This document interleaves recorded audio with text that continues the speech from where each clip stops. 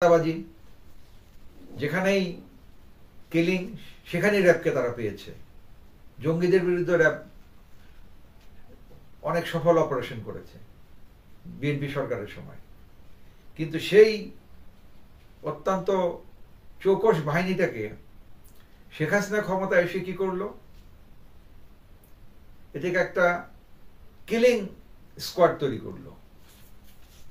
সেই র্যাবকেই প্রলোভন, টাকা, তারপরে এখানে রাজনৈতিক নেতার জামাই, ভাই, বোন, ভাই, বিভিন্ন আত্মীয় স্বজন রাজনৈতিক লেভেলের যারা আর্মিতে ছিলেন তাদেরগুলোকে এখানে পোস্টিং করে দিয়েছে। এদের একটা ঘাতক দল হিসেবে তৈরি করেছে, যার জন্য আজকে রব উঠেছে র্যাবকে বিলুপ্ত করার জন্য। বাট র্যাব কি আসলে বিলুপ্ত হওয়ার মতো একটা সংগঠন?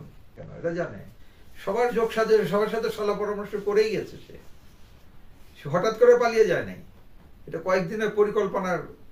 এবং ভারতের সাথে তার যে মুরব্বী, শেখ হাসিনার যে মুরব্বী, তার সাথে ডেলিভারেট আলোচনা করে ভারতীয় সেনাবাহিনীর সলা পরামর্শে অনেক কিছু করেই সে গেছে। এটা কিছু কিন্তু হঠাৎ করে চলে যায় নাই।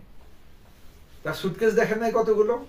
হঠাৎ করে কি এতগুলো সুটকেস নিয়ে যেতে পারে কেউ? সুটকেস গুলো খুললেই তো দেখতে পারতেন ডলার আর গোল্ড কত আছে।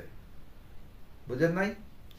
পরনের কাপড় কিনে নেবে, স্বর্ণের কাপড় কেনার ক্ষমতা আছে তাদের। এই কাপড় এগুলো দরকার আছে তার? এটা দরকার। তার দরকার হলো ডলার, ক্যাশ ডলার নিয়ে গেছে, গোল্ড নিয়ে গেছে।